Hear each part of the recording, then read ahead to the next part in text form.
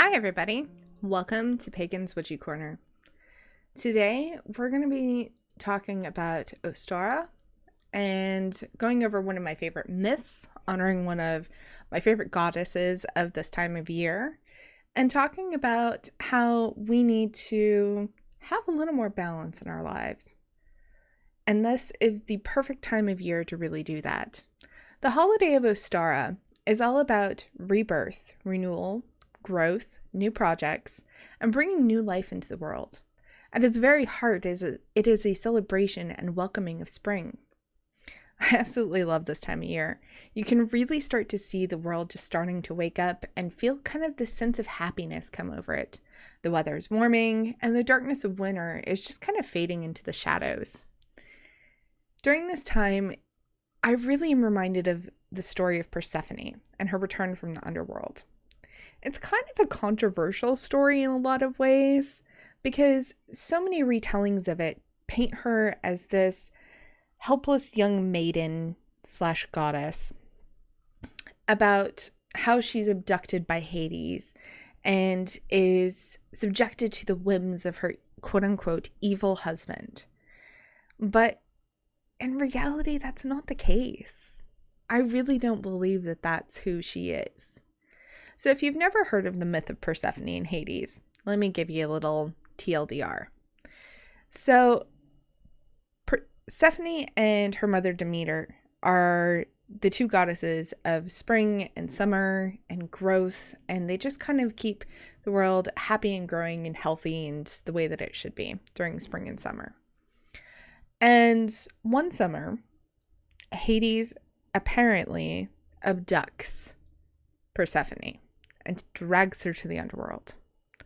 Now, there's so many retellings of this, it's kind of hard to tell whether or not he just convinced her to come with him and become his queen, or he actually abducted her and did some terrible things to her that we're not really going to talk about on this podcast because we want to keep it a little clean. But ultimately, according to some translations, Hades was a really bad dude. I don't think that's the case. And I've worked with Hades. I've worked with Persephone. And neither one of them, in my opinion, have ever really been of that kind of creepy. Hades has never been creepy to me. He's been a little chaotic, but he's never been that creepy, I'm going to abduct somebody kind of way. And Persephone is not a meek kind of goddess who, I guess you could say she is not the goddess that a lot of these retellings paint her to be. And maybe it's because of her time in the underworld that she has a lot of iron and a lot of fire and she is fierce, but she's also giving and loving. So back to the myth. She is taken to the underworld. She marries Hades. And he ends up making her queen. She rules alongside him. She helps bring kind of calmness and gentleness to those who have recently died, but she also helps rule the underworld. And I could see how, being a springtime maiden goddess, that would be a little jarring to go from something that's so vibrant and beautiful to something that's dark and full of death. I could see that. But ultimately, I don't think that's the case. I think that she really kind of adapted there. She found a voice and a power there that she may not have had working alongside her mother. There's a couple of translations that actually state that Demeter never wanted her to get married, never wanted her to basically live her life. She wanted her to be her stay-at-home child. Again, with the retellings, I don't really know what's true. But I will say this much. When Persephone realizes that there's a problem, because Demeter has gone to Zeus and she says, I'm taking away my blessing. I'm not going to give the land its vibrancy and growth anymore. Everything will die. Give me my daughter back. And so Zeus tries to plead with Hades, but I don't know if it was Hades that basically said, no, she's not coming home. Or if it was Persephone saying, no, I'm going to stay by my husband's side. So some time passes, everything on Earth dies, it goes into the fall and winter stages that we see. And Persephone starts to realize, okay, this could actually affect humanity. I need to go back. I need to go at least see her so that things can grow again.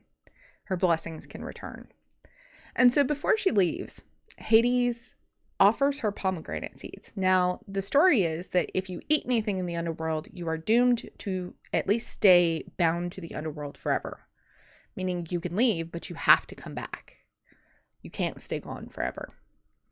So some story renditions state that she, Persephone, ended up being forced to eat these pomegranate seeds, that Hades tricked her. Again, we go back to the quote-unquote evil husband of Hades. Or there's other translations that states that she chose to eat them because she knew that it was kind of a good sign of good faith to Hades, saying, I'm going to come back. I'm not leaving you. I love you and I want to be here. So I will eat them, so I'm bound to come back. So you know that this is a sign of trust. I kind of resonate more with that side of her than the side that Hades tricked her, and I don't know, I just don't see it. And to me, it really kind of goes into the whole side of what we're seeing a lot in humanity, to where women don't have that choice. Men know all, men are tricksy. No. I truly believe that they were a great partnership as far as gods go. And I think that they have a great and happy relationship and a great balance in their relationship. When she's in the underworld, she's a queen and she gets to rule there. But when she returns, she gets to help her mother bring vitality back to the world. And it creates a perfect balance of life and death. She is both life and death. She helps rule both sides. So that being kind of our theme, because she's now coming back and we're seeing the rebirth because it's now becoming spring. This is the perfect time for us to really talk about where we need to rebirth our own balance, how we need to focus on our own energies and really start to say, where is my life out of balance? Is it out of balance? In nature, we see that all things are in balance. And we all know that endless winter is not good for us because nothing would grow, everything would die, all the animals would die, and eventually we would die. And endless summer is also not good for us because nothing would grow. Eventually it would get too hot, and eventually everything would burn out and die. And we would probably die from being overheated. We need both. We need the cold and the hot. We need the fire and the ice. We need it both. And so this is the perfect time to talk about our own balance within our own lives, because we often find ourselves extremely busy, and we get so busy that eventually we start to see ourselves fray and break under this constant pressure of trying to get everything right at work, trying to get everything right with our families and our kids, and especially this last year and going into this year. I still say that we're living on 2020 energy, even though we're in 2021, because we're still in the middle of a pandemic. And as we're dealing with that, we're seeing a lot more breaking and fraying energy because we're being pulled in so many directions. But we're forgetting to really take our own time, to give ourselves that time to say, I need a little self-care. I need a little self-love. I need to have some balance in my life. And yeah, sometimes it's hard when everybody's stuck at home and we're under constant stress of trying to deal with work and kids and everything else. But still, even if you took 10 minutes out of every day, that's something that you're not focusing constantly on the go, go, go, nonstop energy. And especially in America, we are very, very good at the nonstop energy. I even forget to take time out of my own day. Some days I will get so busy from the time I wake up and realize it's 4:00 and oh crap, I never meditated. I never did anything else that I was supposed to do because I had so many other things on my plate. It happens. We're human. This is what we do. And society trains us to do this. And that's not something that we should be trained to do. We should actually be trained to do the opposite, to remember to take care of ourselves so we can take care of others. It's so funny though, because every time you get on a flight, they always tell you, put your mask on you before you help someone else. Now, if you have kids, you might think that's a completely ridiculous concept, because the first thing you want to do is help your child. You want to keep your child alive and well and fed and everything else. But on an airline, if you don't put your oxygen mask on first, if something's happening, you may not have enough oxygen to help your child. And it's better for you to take that 30 seconds or so to do that, to help yourself so you can help other people. And the same comes with our own balance. Finding that balance of taking care of ourselves and having everything that we need, the self-love and the self-care and everything that's going on in our world, to just take that time. That is that moment of saying, I can't help anybody else if I'm burnt out. I can't do anything else if I'm completely at my wit's end. And even if you take 10 minutes, 15 minutes out of your day, every day, to cultivate just a little bit of balance, you will probably find you're a better parent, a better spouse, or boyfriend or girlfriend, whatever, better human, better worker, because you've taken the time.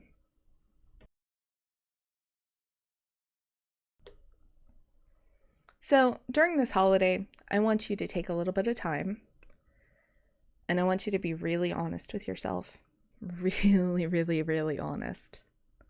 And I want you to make a list of your daily busiest routine.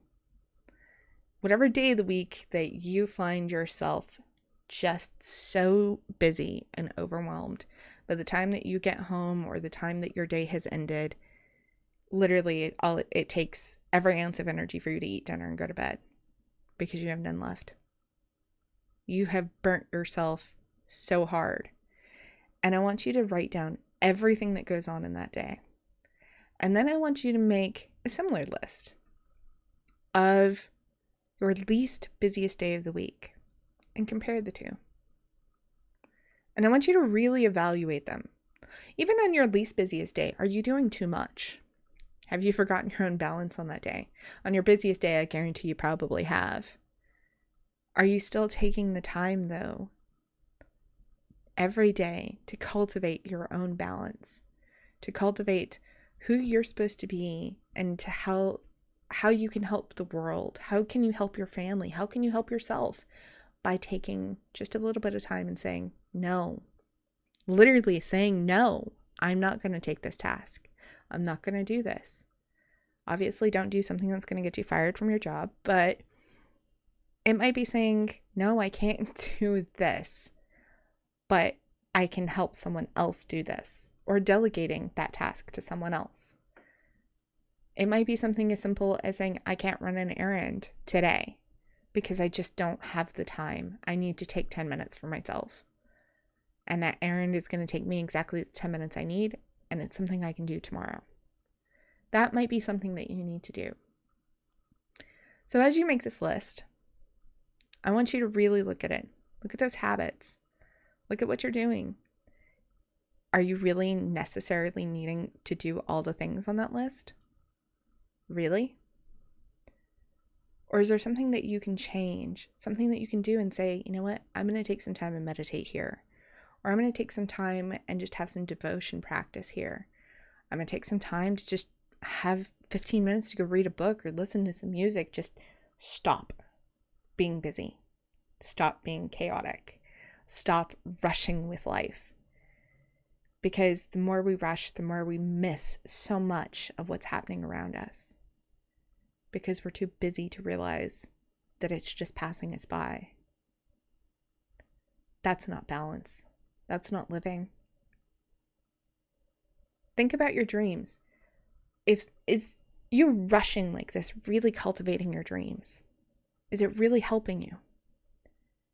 Are you being the most effective person you can be? If you're not, that's something that you need to evaluate. So here's one of those things that we're going to do for our ritual today. We're going to cultivate a list of habits, a list of balance that you can have Persephone guide you through to make you into the best version of yourself. And it might be something as simple as 5 minutes a day, because that's all you can spare, and that's okay. as long as you're taking something. So make your list of what could bring yourself into balance. Maybe it's you need to meditate every day. Maybe you need to go for a run. Maybe you need to do something. Whatever it is, make a list. Maybe it's spend more time with your family. Maybe it's making time to talk to your friends. Whatever it may be, put it on that list. Things you want to see change between now and this fall. And if you're one of those people that you already cultivate your balance, you already know that you need to work on what you need to do every day to stay in balance, that's so awesome. They're like seriously awesome.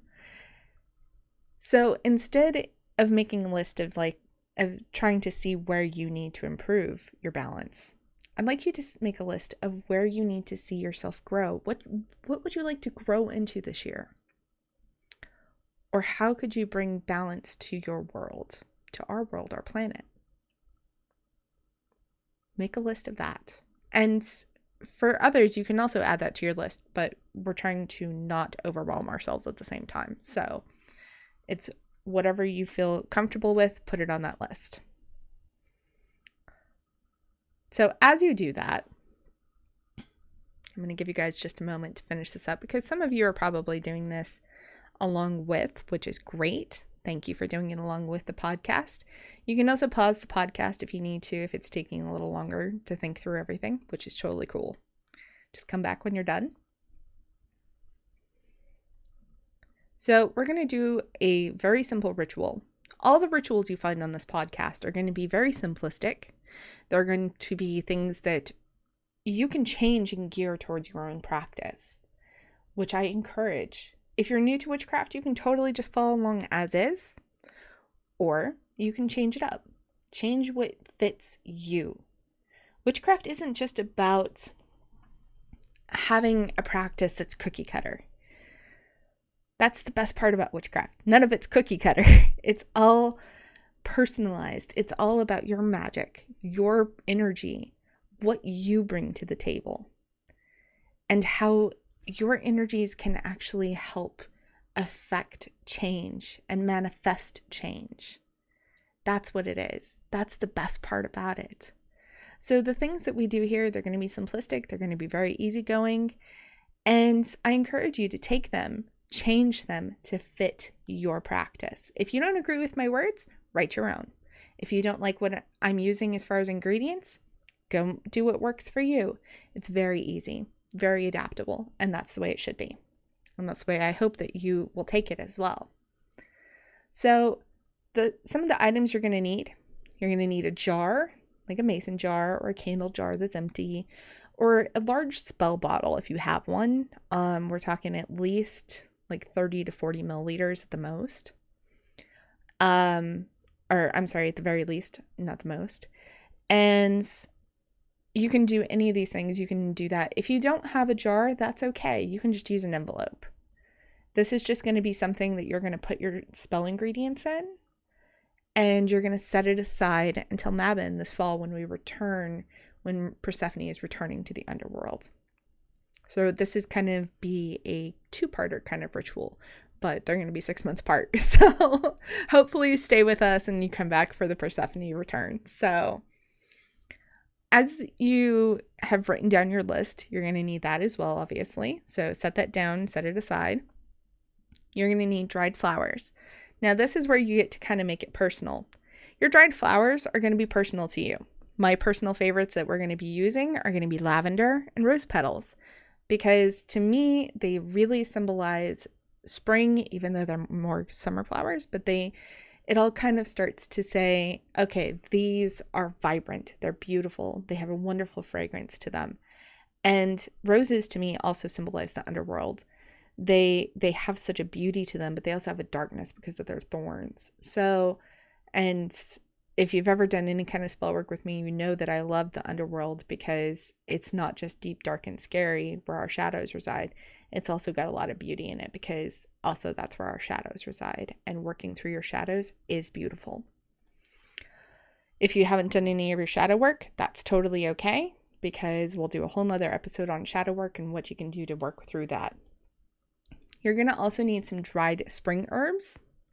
Now, again, these are things that you might feel that a specific herb might relate to spring more than anything else, which is great.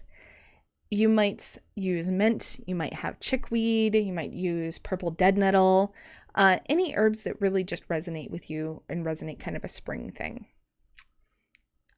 We also will be using some seeds. Now, the seeds are kind of optional. If you don't have seeds, that's totally fine. Most of my seeds are actually planted, so I don't have any on hand, so you won't be seeing me in the video using any today, so they are optional if you don't have any. But if you do, I highly encourage you to use them, and they can be any seed of choice. It could be chia seeds or sesame seeds from your kitchen, or any seeds that you would like blessed to grow, so you can have those on your altar as well. You will also need one small white or black candle, such as a tea light. And I normally would use a black candle for this, but I'm actually out of my black tea lights, so I have white ones. So if you're watching the video alongside this, you'll actually see me use a white tea light instead. Now, if you're in an area where your fresh spring flowers and herbs and leaves and stuff are not out yet, that's totally fine. You can use synthetic ones. I've seen lots of witches use synthetic because they don't feel comfortable taking them from nature, and that's okay. You can also use dried ones if you don't have anything growing yet. But if you do have fresh spring herbs or flowers, I recommend that you go and take some. Obviously, leave an offering, please. But it could be fresh flowers that have sprung up, fresh greenery that's sprung up, fresh herbs, anything that's green that has just come out. You will also need a small glass or offering bowl. And this is completely optional. You will need a pomegranate or pomegranate juice or red wine. This is completely optional. You don't have to do that. That's okay. So once you have all that, if you'd like to pause the podcast here, you can to go gather all of that if you want to do it. Or if you're one of those witches like me that gets really busy and completely forgets what day it is, and you forget that, oh, it's Ostara, oh, it's the full moon, oh, it's the new moon, and you have forgotten that you had to prepare something. I always feel like the gods give us about a week's leeway to work through that. And that's simply because with the full moon and the new moons, you usually have a couple of days around it to work through it. And I feel that with the big holidays, you have about a week to work through it. They're understanding because they know that humans get busy, as we've talked about. And hopefully this ritual will help you not be so busy and make it a little easier for us to remember. At least that's my hope, at least. So for your ritual, go ahead and arrange your altar. Arrange your altar with your candle at the top center of your altar. So it's at the very top, but it's going to be in the middle of the altar at the same time. Your jar or your envelope is going to be in the middle, and your fresh flowers and greenery are going to be around, and they're decorating your altar. So in this moment, you would light your candle.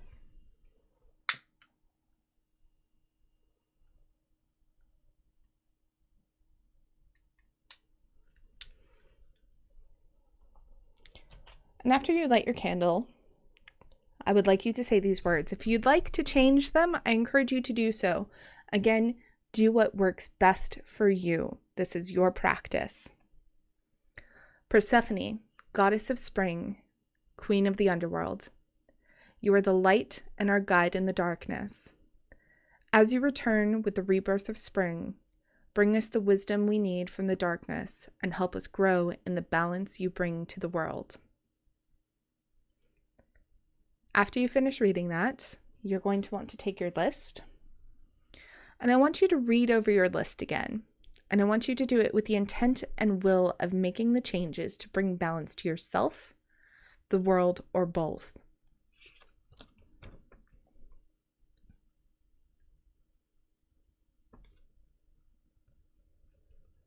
When you finish with that, you're going to fold up your list, and you're going to place it in the jar or in the envelope, whichever you have set out. Now, in this moment, you're going to take your dried herbs and dried flowers, and you're going to sprinkle them in the jar. I have just kind of put them in the lid here of my jar, and I'm going to sprinkle them in.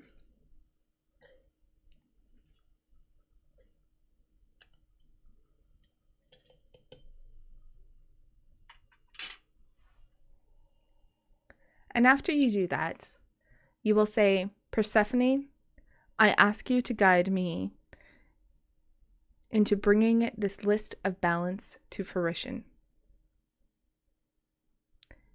Now, if you're doing this along with me as you listen to this podcast, I'd like you to take some time and spend some time listening to the guidance she's brought you. So this will be a perfect time for you to pause the podcast, listen to her, and then come back when you're finished. So go ahead and do that now.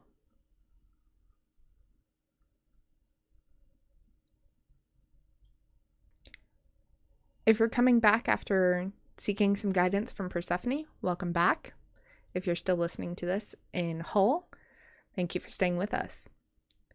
Now, if you are going to use the pomegranate, this would be a great time to go ahead and open it up. And you're going to take the two halves and you're going to set them on your altar. Now, if you have a particularly drippy pomegranate, you might want to take like a paper towel or a towel or something, or even a plate, and put it underneath it. And you'll just set it in front of your jar or your envelope. The two halves open facing you. Now, because it is spring, a lot of times because pomegranates are out of season, it's really hard to find them. But most grocery stores actually sell pomegranate seeds already done for you.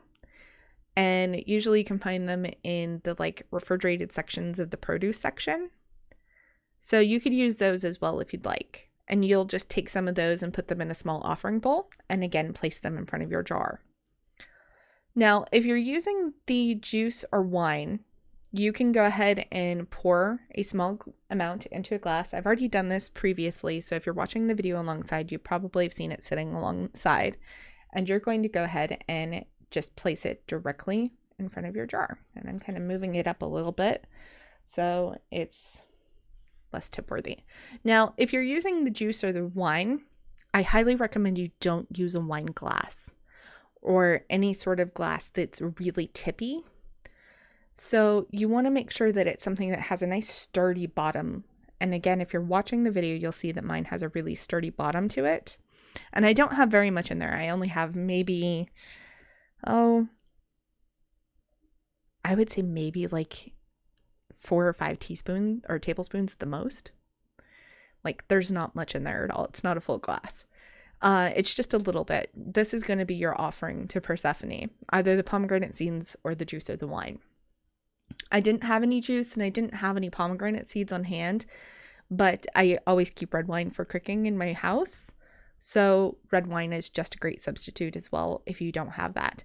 If you don't have any of those and you can't get them, you can go ahead and use some of the dried herbs and flowers also as an offering and just put those in a small bowl, like a small little offering bowl. And as you go ahead and place out your offering, I want you to go ahead and say this. Persephone, Iron Crown Queen, thank you for your blessings and your wisdom. I give this offering to you. And just take a moment to kind of focus your intents and really thank her for joining you and being here to bless your work and to work with you. Now, as long as it's safe for you to do so, let your candle burn down completely. If you're doing this very quickly and you have somewhere to be and you can't attend to your candle, obviously go ahead and blow it out, and you can always light it again later when you have time, but you should allow the candle at some point to completely burn down over the next day or so. Once it has, you're going to close your jar or your envelope, but you're not going to seal them. So if you're using a mason jar, you're just going to obviously put the lid on it and screw it closed. If you're using an envelope, you can just tuck the flap inside of the envelope, but don't seal them. And you're going to set it aside somewhere until Mabon, which is in September. So you're going to set this aside so that way you can open it again, and we're going to see how much of that has come into fruition and honor Persephone again as she descends into the darkness, as she descends back to the underworld. Now, if you're new to witchcraft, this is a really great time to kind of talk about altar cleaning up and how to dispose of items. Your fresh flowers and greenery, you can always dry them and use them in other offerings and spells. They're really wonderful and versatile in that way. If you're using something that might be poisonous that you found outside, obviously don't put it in something that might be burned or that you could eat. So make sure that it's just something that you could use as an offering or in spells that doesn't require those things if you don't know what you're using. If you do, then you obviously should know what you can use it for. And if not, then you can also always look it up. Any of your natural ingredients, such as your dried herbs that may have fallen down, you can just dispose of those by recycling or natural disposal, as in taking them outside and letting them go in the winds. You can let them go in water. There's different ways that you can do this. Any unnatural ingredients. So for instance, your tea light tins, those would be classified as an unnatural ingredient. Try to dispose of those as ethically as you can. Most of them can't be recycled because of the wax. Unless you are really good at getting all the wax out, they might be able to be recycled, but you would have to check with your local recycling center to really find out. So this has been our talk about Ostara and working with balance and working with Persephone. Ostara is one of those great times where we can talk about welcoming spring and starting new projects. If that's something that you would also like to do during this time, you can ask for Persephone's help with that. If you're interested in starting a new project, just let her know. You can add to this as much as you'd like, or you could just do this very simplistic little ritual. Thank you so much for joining us. I wish you so much great goodness on your path to balance and a very blessed Ostara. I will see you all next week. Bye-bye. Hi, everybody. Did you know that Pagan's Witchy Corner is part of the Revelator Podcast Network? This is the same network that brought you the other podcast I am a co-host on, Chaos and Shadow. You can find other awesome podcasts from my co-host Kyle, who is also on Chaos and Shadow, such as Kyle's Communist Book Club, the Stellaris Emergency Broadcast, and the Valheim Bulletin. While you're there, you should check out our news section. This is where you're going to find all the blog posts to go with all of my shows, as well as other awesome articles. And right now, during the month of March, we're also hosting a charity drive with our memberships. So if you sign up to be a member of the network, part of your membership fee will go to the National MS Society to help fight for a cure for MS patients like me. So come over and check out the network today. There'll be a link in the description below. And thank you so much for joining me today, and I'll see you all next week. Bye-bye, everybody.